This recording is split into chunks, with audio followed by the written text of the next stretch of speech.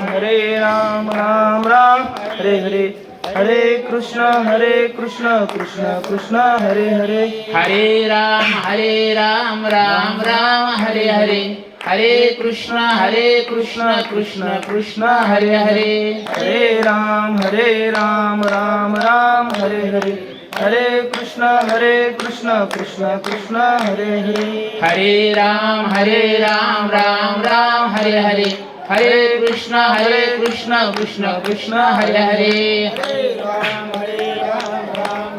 हरे हरे, हरे कृष्ण कृष्ण कृष्ण हरे हरे, हरे राम राम राम हरे हरे, हरे कृष्ण कृष्ण कृष्ण हरे हरे, हरे राम राम राम हरे हरे, हरे कृष्ण कृष्ण कृष्ण हरे हरे, बोला देव श्री हरी विठ्ठल श्री ज्ञानदेव तुकाराम पंढरीनाथ भगवान की जय, माऊली ज्ञानेश्वर महाराज की जय, जगद्गुरु तुकाराम महाराज की जय, छत्रपती शिवाजी महाराज की जय, धर्मवीर संभाजी महाराज की जय, राजेश महादेव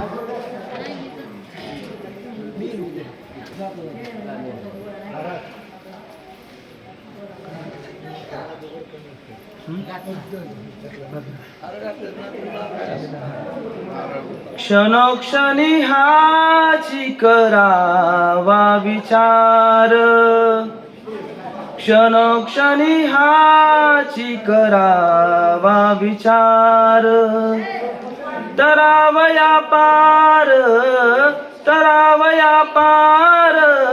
भव सिंधू, नाशिवंत देह जाणार सकळ, नाशिवंत देह जाणार सकळ, आयुष्य खातो काळ, आयुष्य खातो काळ सावधान, नाशिवंत देह जाणार सकळ, संत समागमी धरावी आवडी, करावी तातडी परमार्थाची,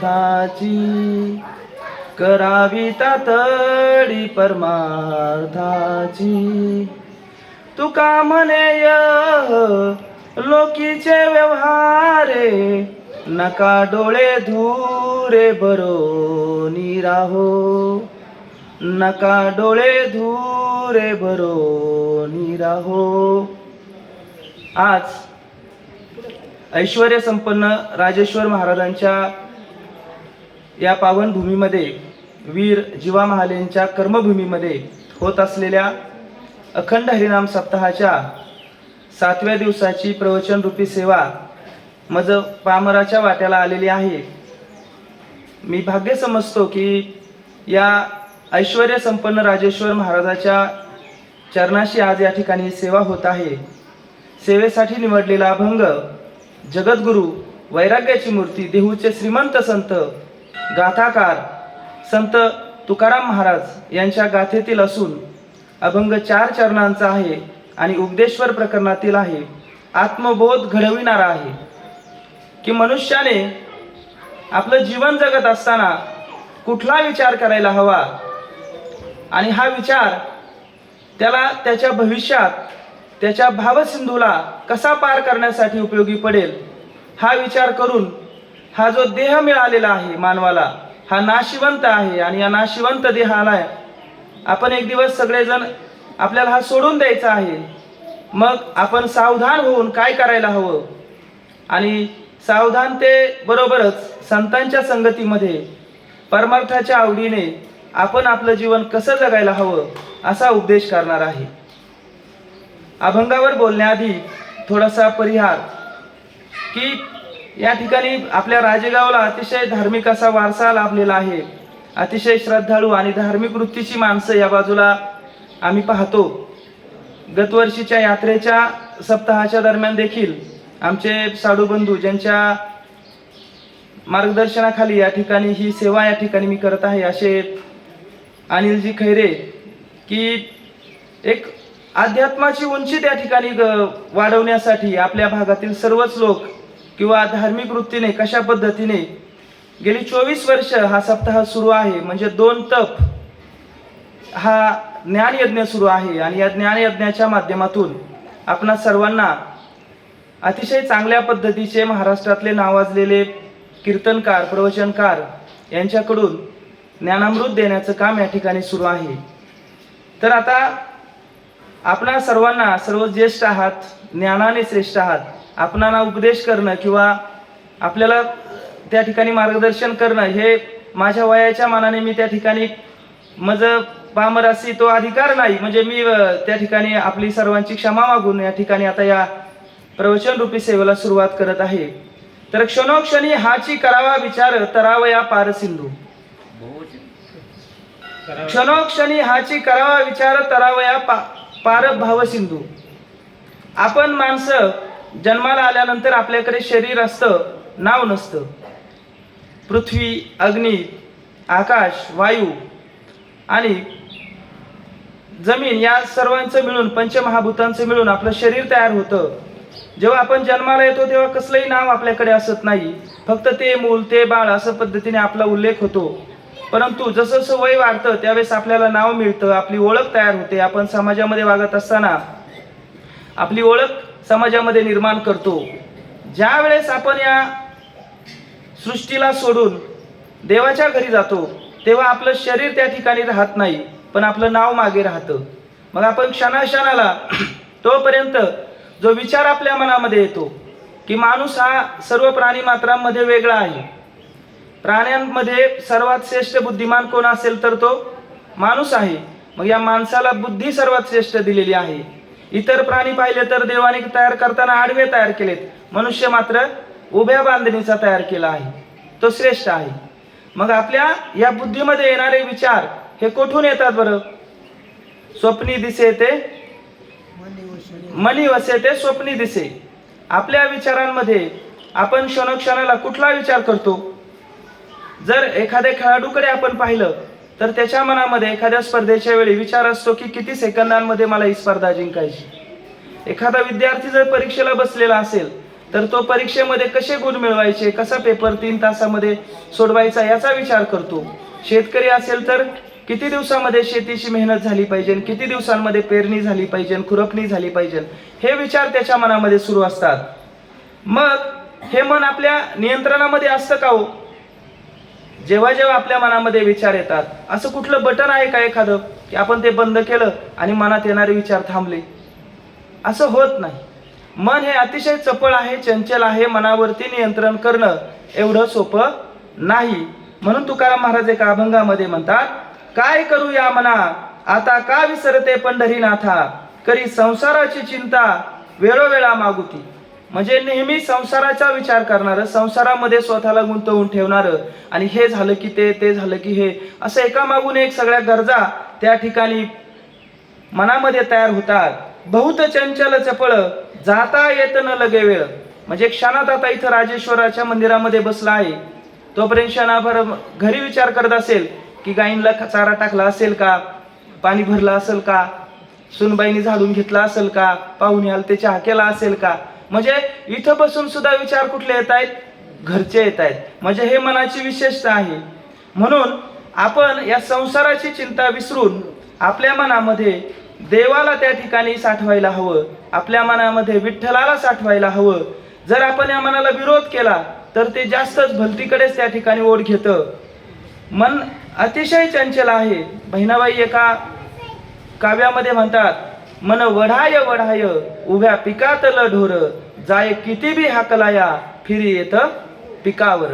म्हणजे जसं पिकावरती जाणारं ढोर आहे, जनावर आहे, त्याला किती हाकलं तरी ते पुन्हा पुन्हा जातं, तसं माणसाचं मन सुद्धा क्षणाक्षणाला वेगवेगळ्या गोष्टींकडे आकर्षित होतं, ज्या गोष्टी माणसाच्या खरं तर काही कामाच्या नाहीत किंवा ज्यांचा माणसाच्या जीवनामध्ये उद्देश हा महत्त्वाचा नाही. म्हणून माणसाने हे चित्त जे आहे ते स्थिर ठेवायला हवं. ते चित्त स्थिर ठेवायचं असेल, या चित्ताला जर एका विशिष्ट मार्गाने आनंदाच्या परमानंदाच्या बाजूने न्यायचं असेल तर त्यासाठी त्याला मनामध्ये विचार चांगले करावे लागतील. आपण पाहतो बालक तरुण, गृहस्थ, वृद्ध या वयाच्या टप्प्यामधून आपण जात असतो. प्रत्येकाच्या मनामध्ये येणारा विचार हा वेगळा असतो. शेतीवाडी, प्रपंच, गाडी घोडी या सगळ्या विचारांमध्ये आपलं मन सतत गुंतलेलं असतं. मग अशा विचारांना आपण सोडून द्यायला हवं आणि चांगल्या विचारांचा संचय आपल्या मनामध्ये करायला हवा. परमेश्वराचा मार्ग, संतांची संगत त्या ठिकाणी धरायला हवी.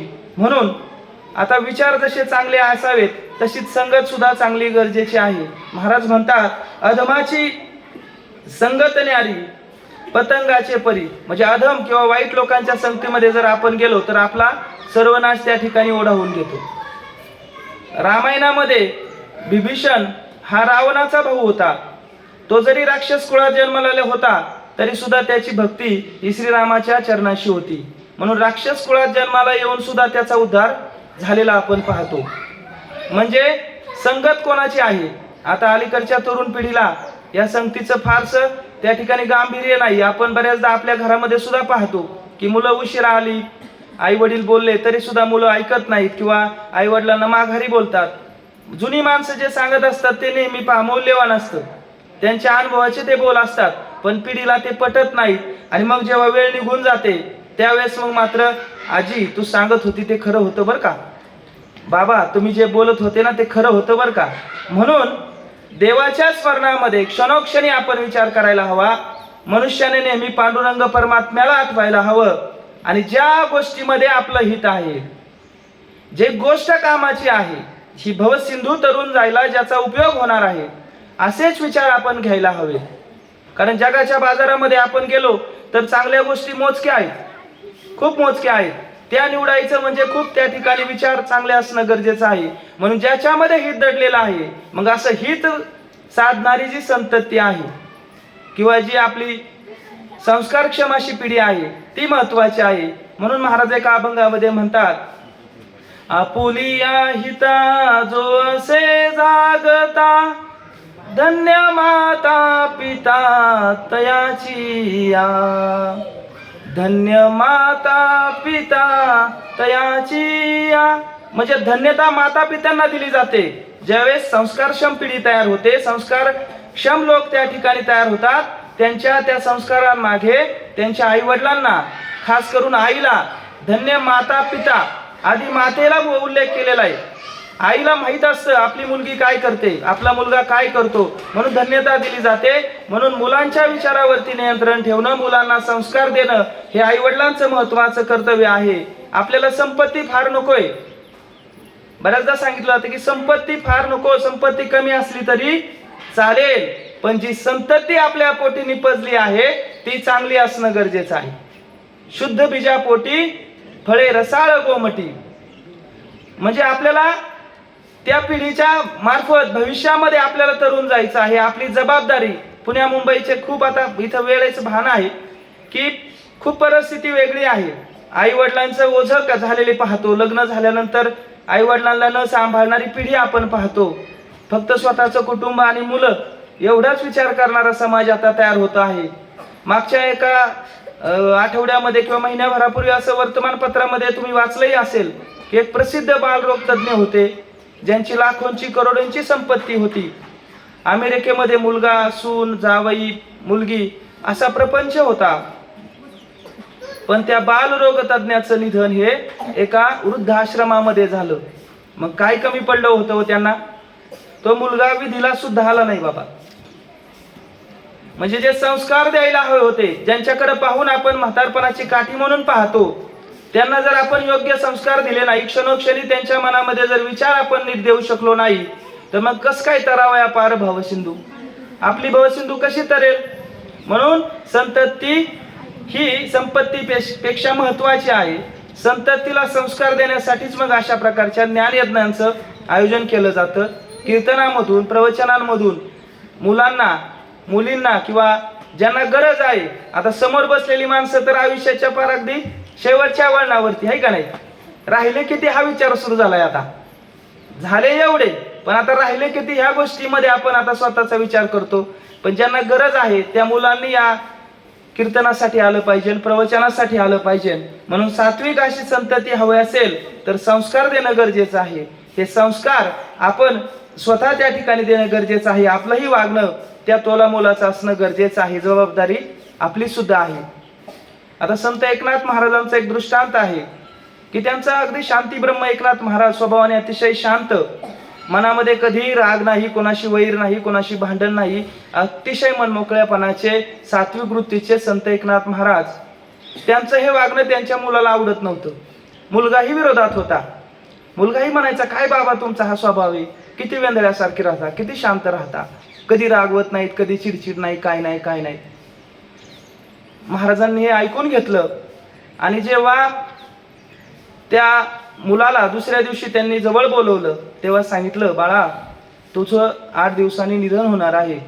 हे ऐकल्यावर तो मुलगा थोडा अचंबित झाला की 8 दिवसामध्ये निधन होणार आहे, हे काय बोलताय बाबा? हो म्हटले, मी एका ज्योतिषाकडे पाहिले आणि तुझं 8 दिवसांचंच आयुष्य शिल्लक आहे. हे ऐकल्यावर त्या मुलाला धक्का बसला आणि त्या दिवसापासून पुढचे 8 दिवस तो शांत झोपू शकला नाही. त्याच्या मनामध्ये सारखे विचार यायला लागले की आता 8 दिवस झाले, त्यातले 7 राहिले, 6 राहिले, 5 राहिले. मग आईशी जो वाईट बोलत होता, आईचं ऐकत नव्हता, तो आईचं ऐकू लागला. शेजाऱ्याशी जी बांधाची भांडणं होती ती भांडणं मिटून घेतली. पाहुण्या रावळ्यांशी ज्यांच्याशी वाकडं होतं, वैर होतं, त्यांच्याशीही गोडधोड बोलला. ज्या वडिलांबरोबर त्याचं जमत नव्हतं त्यांचीही सेवा त्याने काही काळासाठी केली. असं करत करत 7 आणि 8वा दिवस उगवला. सकाळच्या प्रहरी जेव्हा एकनाथ महाराज त्याच्या दालनामध्ये गेले आणि हाक मारली, बाळ उठ. त्याने आता 8वा दिवस आहे, आपण आता स्वर्गात आहोत असं त्याची पूर्ण मनाची धारणा झाली होती. आणि वडील जवळ आल्यावर त्याने स्वतःला तपासून पाहिलं, अरे मी तर जिवंत आहे. काय बाबा, तुम्ही 8 दिवसापूर्वी म्हटलात की तुझं निधन होणार आहे, 8 दिवसांचा काळ तुझ्याकडे आहे आणि आता आज तर 8 दिवस झाले, तो दिवस आहे शेवटचा की ज्या दिवशी मी आता जाणार असं तुम्ही म्हटले होते. अरे बाळा, मी ह्यासाठी तुला म्हटलं होतं की जेव्हा मी तुला सांगितलं की तुझं 8 दिवसांचं जीवन शिल्लक आहे, त्या दिवसापासून तू खरा जगायला सुरू केलंस. तुझ्या आईशी तू चांगलं बोलायला लागलास, शेजाऱ्यांशी भांडणं त्या ठिकाणी मिटली, बांधाचं सोडून दिलंस, माझ्याशीही चांगलं वागायला लागलास. म्हणजे मनुष्याला जेव्हा आपलं जीवन हे कमी आहे, माणसाला मिळालेलं आयुष्य हे मर्यादित आहे, आपण अमर नाहीत, आपण या पृथ्वी तलावरचे पाहुणे आहोत.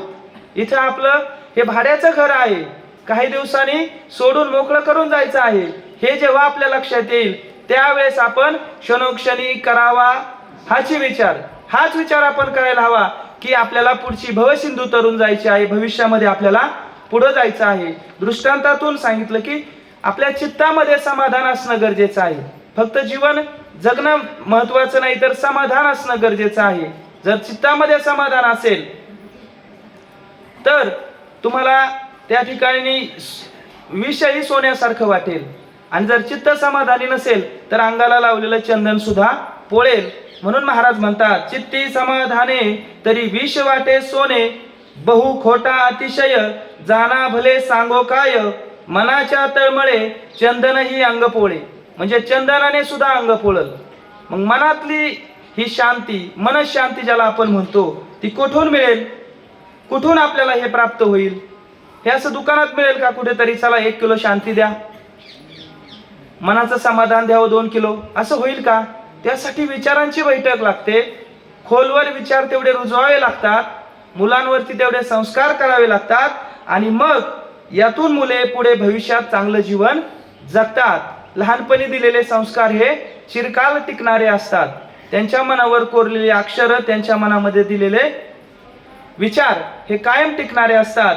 म्हणून अभंगाच्या पहिल्या चरणामध्ये महाराज म्हणतात, क्षणोक्षणी हाची करावा विचार, तरावया पार भव सिंधू. म्हणजे आता कुठला विचार करावा आपण, क्षणाक्षणाला कोणता विचार करावा?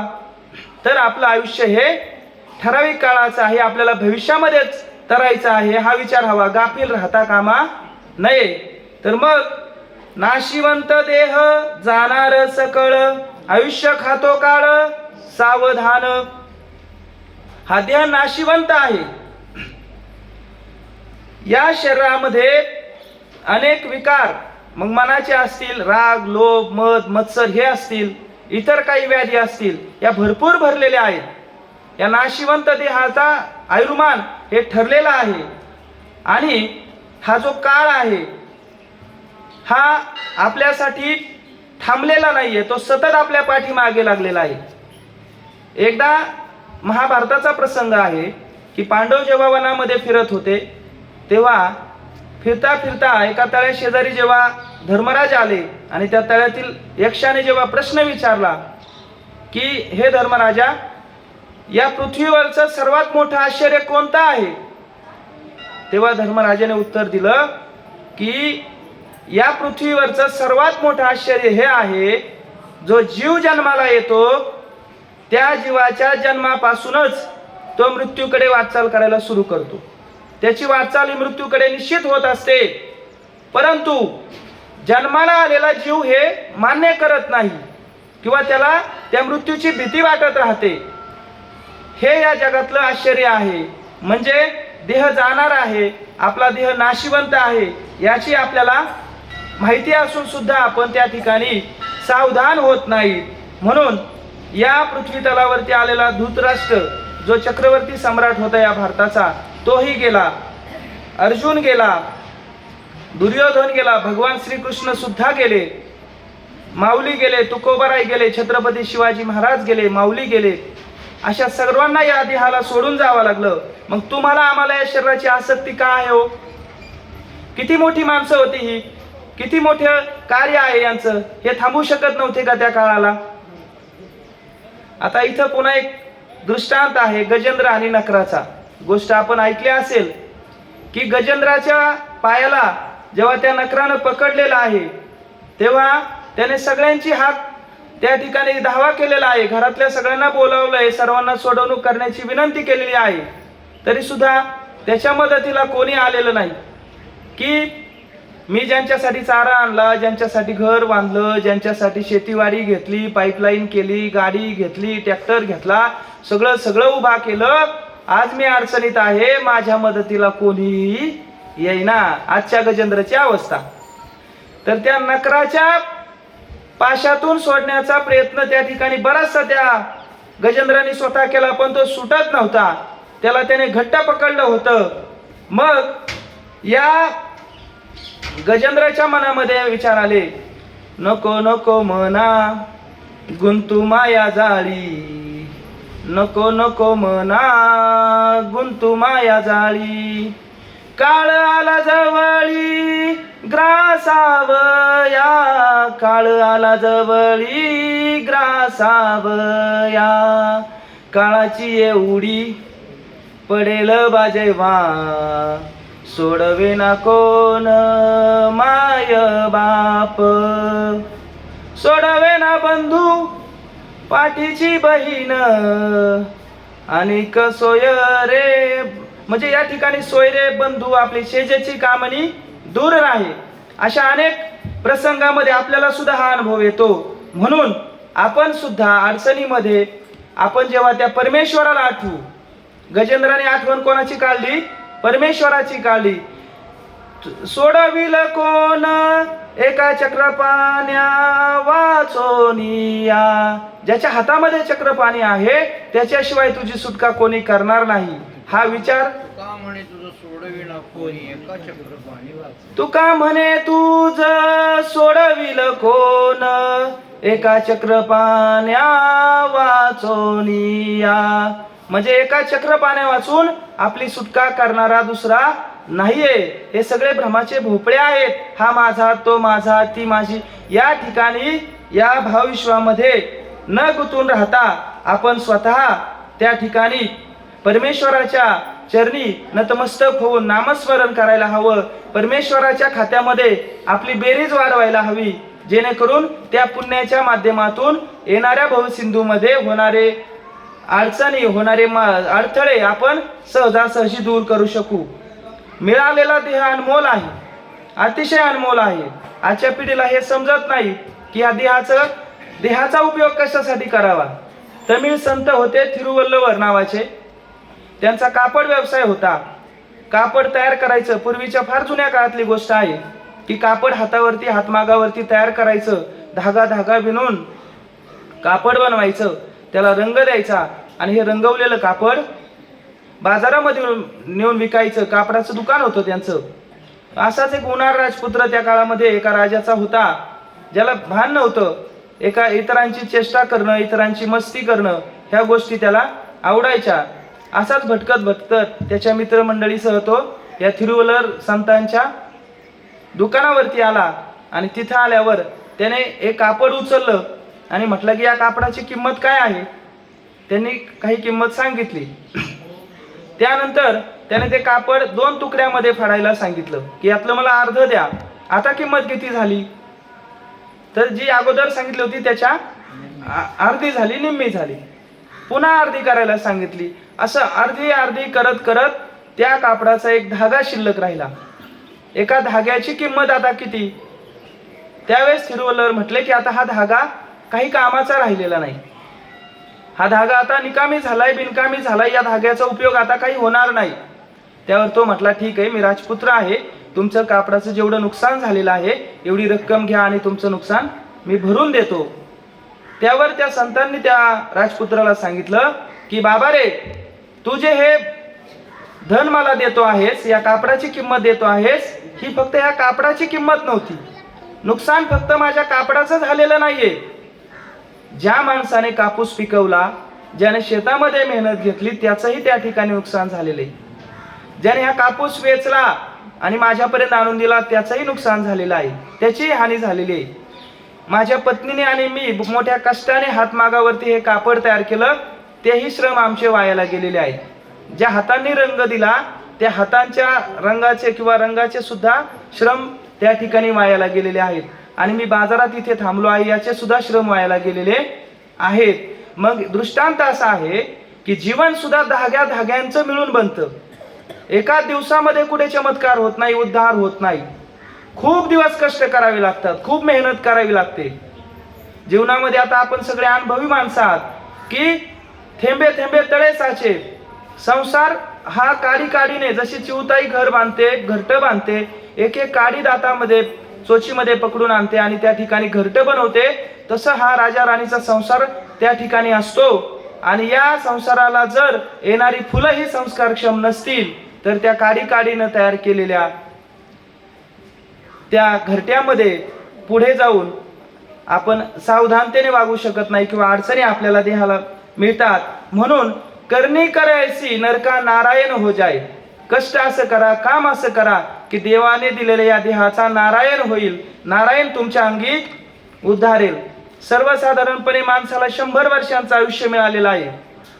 समर्थ रामदास एका ठिकाणी, आता 100चं थोडं अवघडच झालेलं आहे, रोगराई असेल, औषध फवारणी, खाणं आपलं सकस, या सगळ्या गोष्टी पाहिल्या तर थोडं, पण मिळेल त्याला मिळतं पण आहे असं म्हणायचं नाही. तर माणसाला मिळालेल्या 100 वर्षांचा जर हिशोब पाहिला आपण, तर सावधान.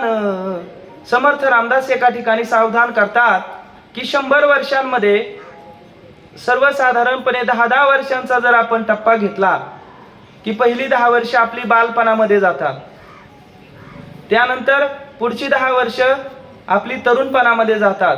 बालपणामध्ये आपण काही जबाबदारी घ्यायला तयार नसतो. 10 वर्षानंतर आपल्याला आपल्या अंगी भरला मदन, अगदी उत्साहाच्या जोशाच्या आंधळेपणाने आपल्याला कसल्याही गोष्टी कराव्याशा वाटत नाही किंवा आपल्या वाट्याला जे काम येईल ते आपण अगदी जोशमध्ये असतो.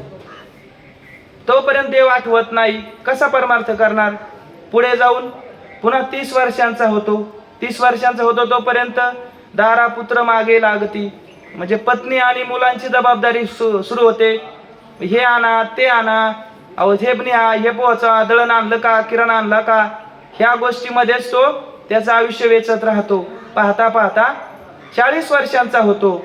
40 वर्षांचा झाला की आला डोळ्यांना, त्या ठिकाणी फुलं पडतात डोळ्यामध्ये, जवळचं दिसत नाही, लांबचं दिसत नाही. हे करता करता 50शीचा कधी झाला हे लक्षात येत नाही.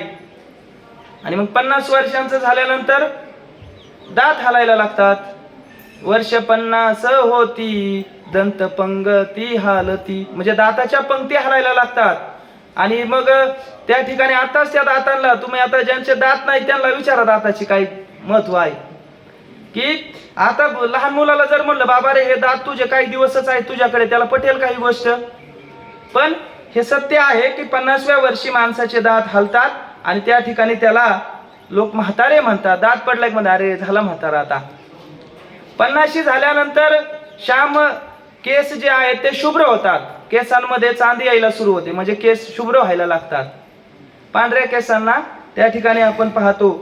60 मध्ये बुद्धी नाठी, 60 वर्षांचे झाले की झाली बुद्धी नाठी, हातात आली काठी. म्हातारे माणसं दिसले की लहान पोरटी त्यांना चिडवतात किंवा हसतात काठी, की बघा बघा कशी हातामध्ये काठी देऊन, बघा बघा. म्हणजे त्यांच्या त्या बुद्धीचं ते हे असतं. म्हणजे 60 वर्षांच्या टप्प्यामध्ये आपल्या बुद्धीमध्ये आपण थोडेसे विचार तेवढेसे साठवू शकत नाही जेवढे तरुणांच्या किंवा मोठ्या माणसांच्या मनामध्ये राहतात. 70ची झाली रचना, बसल्या उठवेना, उठले तर चालवेना. म्हणजे 70 वर्षाचा माणूस बसला तर वाटते बरे बरे ठीक आहे, इथं कीर्तनाला आलं तरी कुठं खांब भेटल, टिकून कुठं बसता येईल, असा विचार होतो. 80 वर्ष झाले की 80 वर्षांच्या त्या ठिकाणी असा तडफडतो की ज्या हाताने सगळा संसार प्रपंच हाकला आहे तोच रिटायर करून दिला जातो घरामधला माणूस. तुम्हाला काय कळतं बाबा? बायकोने पण म्हणायचं आमच्या ह्यांना काही कळतच नाही. म्हणजे ज्याने सगळा गाव हाकलाय, घरातला प्रपंच पाहिलाय, भावांचं पाहिलंय, आणि तोच घरामध्ये 80व्या वर्षी काय केला जातो? माणूस रिटायर केला जातो. महिलांचंही तसंच आहे. सुनबाई म्हणतात नाही नाही नाही सासूबाई मीच भाजी चांगली करते. अगं नाही ग, नाही नाही माझ्याच हाताला चव आहे. मग त्या ठिकाणी 80व्या वर्षी आपण हे अनुभवतो की आपल्या घरामध्ये असून सुद्धा आपण काही कामाचे नाहीत असं घरच्यांच्या दृष्टीने दिसतो. मग जसा पाण्याविना मासा तडफडतो ना, तसा माणूस सुद्धा तडफडलेला आपण पाहतो. 90 जे झाले की मग पुत्र पत्नी संबंध तोडून टाकतात की ह्यांना आता कुठं न्यायचं नाही. पाहुणे रावळे आले तरी ह्यांना म्हणते शांत बसा, तुम्ही काय बोलू नका, तुम्ही लय खासा खासा धावता, शांत बसायला सांगतात. आणि 100व्या वर्षी तर आपल्याला अनेक गोष्टी अनुभवायला मिळतात. म्हणून सावध सावधान वाचे वदा नारायण, सावध सावधान वाचे वदा नारायण. सावध व्हा. 100 वर्षांचा हा पाडाव सगळ्यांनाच पूर्ण करायचा आहे. आणि या प्रत्येक टप्प्यावरती आपल्याला काय अनुभव येणार आहे ते आता समर्थ रामदासांनी सांगितलेलं आहे. मग या सावधान होऊन आता सावध झाले, चला 100 वर्षात काय काय होणार आहे हे लक्षात आलं. मग सावध झाल्यावर काय करायचं? संत समागमी धरावी आवडी, करावी तातडी परमार्थाची. संतांना शरण जा. श्रीमंत माणसाची संगत केली तर ते आपल्याला गुलाम करून ठेवतील, पण संतांची संगत जर केली ना तर ते आपल्याला एक दिवस देवाची भेट घडून आणल्याशिवाय राहणार नाहीत. म्हणून संतांची संगत का करायची? कारण संत संगतीचे काय सांगू सुख, संत संगतीचे काय सांगू सुख. अरे संतांच्या संगतीमध्ये काय सुख आहे याचं वर्णन काय करावं? आपला पारिखे जाणत नाही, आपला पारिखे नाही तेथे. म्हणजे आपला कोण परका कोण हा विचार त्यांच्या मनामध्ये असत नाही. साधू थोर झाला म्हणजे या सर्व संतांचा महिमाच असा आहे की त्यांच्या विचारांनी त्यांच्या संगतीने आपल्या जीवनाचं सोनं झाल्याशिवाय राहत नाही. याच्यावर सुद्धा एक दृष्टांत आहे की असाच कीर्तनात एक जण बसलेला होता. महाराजांनी सांगितलं की परिसाच्या स्पर्शाने लोखंडाचं सोनं होतं. हा विचार त्याच्या मनामध्ये इतका भिनला की आता मी सुद्धा परिशोधणार, असा परिशोधणार की जेवढ्या लोखंडाच्या वस्तू आहेत तेवढ्या सगळ्या सोन्याच्या करणार. पण बायको म्हणली सगळ्या वस्तू घेऊन कुठं फिरता, एखादा खिळा घ्या आणि ठेवा बरोबर, जिथं परीस दिसल तो लावा आणि सोनं झाल्यावर मग हे करा. मग ह्याने खिळा खिशामध्ये ठेवला. जिथं चमचमता दगड दिसेल, आता परीस मी पण पाहिलेला नाही बरं का, गारगोटी सारखा चमकणारा दगड असतो असं वाचले. तर त्याने तो खिळा आपल्या करदोड्याला बांधला आणि जिथं चमचमणारा दगड दिसल तिथं जायचा, तो दगड उचलायचा, या खिळ्याला लावायचा, दगड टाकून द्यायचा. जिथं भेटल तो चमचमणारा दगड त्याने उचलला की तो खिळ्याला लावायचा, पुन्हा टाकून द्यायचा. असं करत करत 4 महिने 6 महिने. बायको म्हणली अहो काय चाललंय हे, किती दिवस झाले? नाही नाही म्हणला, जोपर्यंत परीस सापडत नाही तोपर्यंत हा शोध थांबणार नाही. असाच एक दिवस घरी आला, पावसात भिजलेला होता, कपडे काढण्यासाठी त्याने सदरा काढला तर बायकोने कमरेचा तो खिळा पाहिला, सोन्याचा झालेला होता. बायको म्हणली, अहो नवल बघा, तुमच्या कमरेला बांधलेला तो खिळा सोन्याचा झालाय. त्याने पाहिलं तर अरे वा, खरंच सोन्याचा झालाय. ज्याच्यासाठी अट्टहास केला ती गोष्ट पूर्ण झाली. मग आता किती आनंद व्हायला पाहिजे, पण आनंद न होता ते काय झाले, ते रडायला लागले. महाशय तोंड जोडू जोडू घ्यायला लागले. बायको म्हणली, काय झालं? मागची 6 महिने झालं, वर्ष झालं तुम्ही भनभन भटकताय आणि परीश शोधताय. आज तो खिळा तुमचा सोन्याचा झालाय आणि तुम्हाला आनंद होण्याऐवजी दुःख काय झाले? तेव्हा तो म्हटला, अगं वेडे, हा खिळा सोन्याचा झालाय हे खरंय, पण ज्या दगडाच्या स्पर्शाने ह्याचं सोन्यात रूपांतर झालाय तो दगड मी टाकून दिलाय. दृष्टांत असा आहे की जीवनामध्ये भेटणाऱ्या कोणत्या माणसाच्या सहवासाने, कोणाच्या संगतीने आपल्या जीवनाचं सोनं होईल हे सांगता येत नाही. म्हणून चांगल्या माणसाच्या संगतीमध्ये, चांगल्या लोकांच्या संगतीमध्ये वेळ घालवणं, त्यांच्या विचारांना आपण अंगीकारणं हे तेवढं महत्वाचं आहे. तुकाराम महाराज एका ठिकाणी म्हणतात, धरी धरी आठवण संतांचे वचन, मानी संतांचे वचन, हरीशी जानोनी हरी झालो. म्हणजे संतांचे वचन मानी साठवा, त्या विचारांनी आपण प्रेरित होऊन जीवन जगा. कारण संत देवाला आपलंसं करतात. देवाच्या जवळ जायचं असेल तर संतांना शरण जाणं, सद्गुरूचे चरण धरणं, याशिवाय आपल्याला पर्याय नाहीये. देवाला काय मागावं? आपण जेव्हा पंढरपूरच्या वारीला जातो, आळंदीच्या वारीला जातो, मग देवासमोर उभा राहिल्यानंतर आपण काय मागतो? की देवा शेजारच्याची तेवढी 1 एकर मिळू दे, देवा मुलाला नातू होऊ दे. ह्या संसारातल्या गोष्टी मागितल्या पाहिजे का हो? नाही. देवाकडे काय मागणं असावं आपलं? हेची व्हावी माझी आस, हेची व्हावी माझी आस, जन्मोजन्मी तुझा दास, जन्मोजन्मी तुझा दास. अरे देवा, जो जो जन्म तू मला देणार आहेस ना, त्या प्रत्येक जन्मामध्ये मला तुझं दास्यत्व स्वीकारायचं आहे. का बरं म्हणत असतील संत असं? कारण दास्य करी दास्याचे. देव त्यांना शरण आलेल्या व्यक्तीच्या प्रत्येक संकटामध्ये, प्रत्येक अडचणीमध्ये उभा राहतो. त्यांचा त्या ठिकाणी विचार हा नेहमी बरोबर ठेवतो, त्यांना स्वतः तारून नेतो. म्हणून तारणहार आहे, तारण करता असा आपला पांडुरंग आहे. संतांनी काय केलं? जे का रंजले गांजले त्यासी म्हणे जो आपुले, तोची साधू ओळखावा. जे काही रंजले गांजलेले आहेत, ज्यांच्यामध्ये काही कमी आहे, त्या सगळ्यांना आपलंसं करणारे संत आहेत. म्हणून संतांना आपण मानायला हवं, संतांच्या चरणाशी स्वतःला त्या ठिकाणी ठेवायला हवं. संतांनी खूप सोचलं. संतत्व एवढं सोपं आहे का? वैराग्य एवढं सोपं आहे का? अहो, वैराग्य अंगी यायला जसं एखाद्या शेतामध्ये पीक येण्यासाठी त्या जमिनीमध्ये उष्णता लागते, पाण्याचा ओलावा लागतो आणि त्या दोन्हींच्या संगमातून अंकुर फुटतो, पीक येतं. त्याच पद्धतीने मनुष्याच्या अंगी थोडंसं सांसारिक इच्छांपासून वैराग्य आलेलं हवं. सांसारिक सुखांचा थोडासा मोह सुटलेला असावा आणि सद्गुरूच्या कृपेचा ओलावा त्याला मिळाल्याशिवाय त्याच्या अंगी वैराग्य येत नाही. संतत्व बाजारात, दुकानात, वाळवंटात, जंगलात, पाण्यात, अरण्यात कुठं नाही, ते आपल्या आतमध्ये आहे. म्हणून आता जेव्हा संतांच्या जगाच्या कल्याणा संतांच्या विभूती, नाचू कीर्तनाचे रंगी, ज्ञानदीप लावू जगी. जे लोक नाडलेले आहेत, ज्यांच्या विचारांमध्ये अडचणी आहेत, अशा लोकांना त्यावेळेस संतांनी तारून नेलं. जनाबाईंना सुळावरून वाचवलं. माऊलींना अहो भिक्षेमध्ये माती कालवावी का? ज्या माऊलींना आळंदीमध्ये पाय ठेवून देत नव्हते, त्या आळंदीमध्ये आज त्यांना डोक्यावरून घेऊन फिरतायत. तुकोबांना किती त्रास दिला, गाथा बुडवली. अतिशय दुःखद अशा गोष्टींना त्यांना सामोरे जावं लागलं आणि या सगळ्या गोष्टीवरती त्यांनी मात केली. संतांना संत कसे ओळखावेत? संत जे संत आहेत ते संत आहेत.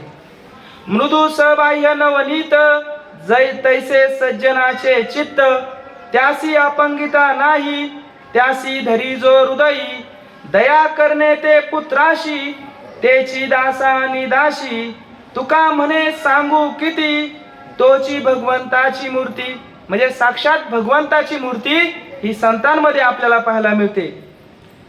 महावैष्णव माऊलींना जर आपण पाहिलं, काय दोष होता त्यांचा, की लहानपणीच आई वडिलांना देहांत प्रायश्चित्त त्या ठिकाणी भोगावं लागलं.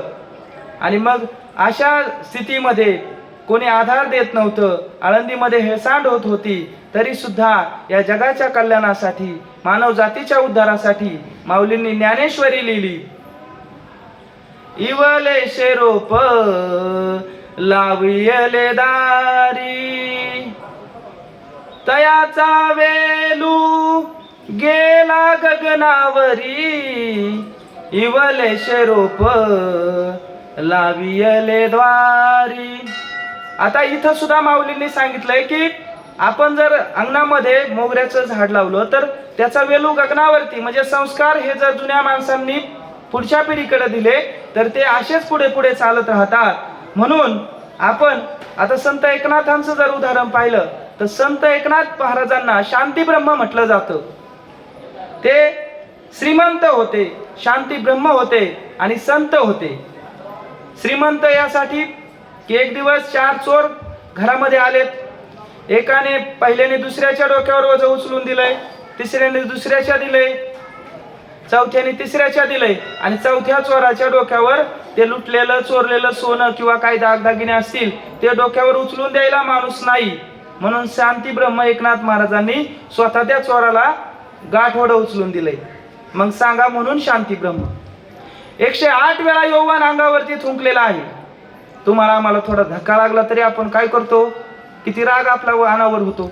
108 वेळा यौवन अंगावर थुंकलाय तरी सुद्धा 108 वेळा गोदामाईमध्ये जाऊन स्नान करणारे शांती ब्रह्म एकनाथ महाराज कात आणि चुना खाऊन त्या यौवनाचा जेव्हा आग तोंडाची व्हायला लागली तेव्हा त्याच्यापाशी येऊन म्हणतात की महाशय, आपल्यामुळं मला 108 वेळा या गोदामाईचं स्नान घडलं. म्हणून ते संत आहेत. आणि गाढवाला पाणी पाजण्याचं पुण्य काशीवरून आणलेलं गंगा तीर्थ, त्या ठिकाणी त्या गाढवाला पाजणारे संत एकनाथ महाराज. म्हणून संत कसे असतात, भक्ती शिकवता येत नाही, भक्तीचं वैराग्याचं हे आपल्या अंगामध्ये गुण असणं गरजेचं आहे. आणि म्हणून संतांना शरण जाण्याचा उद्देश की धरावी संतागमी संत समागमी आवडी, आवडीने धरावी आवडी संत समागमी. या ठिकाणी संतांना शरण जाण्याचं कारण ते देवाची भेट घालून देतात, देवाच्या जवळ नेतात. म्हणून संतांचे चरण हे आपण धरायला हवेत, त्यांना शरण जायला हवं. देव ते संत, देव ते संत, निमित्त त्या प्रतिमा. म्हणजे संतांमध्येच देव आहे, देवाच्या फक्त प्रतिमा आहेत. झाड लोट करी जनी केर भरी चक्र पाणी. अहो, या संतांची भेट होणं हे जीवनामध्ये अतिशय आनंददायी असं आहे. त्यांनी जे उपकार या जगावरती केलेले आहेत, त्यांचे जे ऋण आहेत ते सांगताना महाराज एका ठिकाणी म्हणतात की या संतांनी जे काही या समाजाला दिलेलं आहे, तुका म्हणे भार घातल्यावरी होईल कैवारी. तुका म्हणे भार घातल्यावरी होईल कैवारी. नारायण, देवावरती भार घाला. वाहू हा संसार देवापायी घालू तयावरी भार. म्हणजे देवावरती भार घालायचा ना, तर त्यासाठी आपण आपल्या जीवनामध्ये संत विचारांची रुजवण, संत विचारांना अनुसरणं महत्त्वाचं आहे. आता दुसरं जर सांगायचं झालं तर संतांची संगत जशी महत्त्वाची आहे, संगत चुकली तर त्या ठिकाणी आपल्या जीवनामध्ये आपल्याला अनेक गोष्टींना सामोरे जावं लागतं. म्हणून संतांचे अतिशय आपल्यावरती ऋण आहेत. आपण नेहमी संत चरणाशी विलीन राहणं गरजेचं आहे. संत मोक्ष मागतात, आपण संसारी माणसं देवाकडे संसारातल्या गोष्टी मागतो. तुका म्हणे माझे संतावरी ओझे. कीर्तन प्रवचन हे काही या ठिकाणी भक्ती शिकवण्याची वेळ नाही किंवा भक्ती शिकवली जात नाही, तर ही एक भक्तीच आहे. सांगा, सांगणाऱ्याला जर आनंद होत असेल तर ज्याच्याविषयी सांगितलं जातंय किंवा ज्यांचं सांगितलं जातंय तर त्यांना किती आनंद होत असेल किंवा ते किती माधुर्य त्याच्यामध्ये लपलेलं असेल.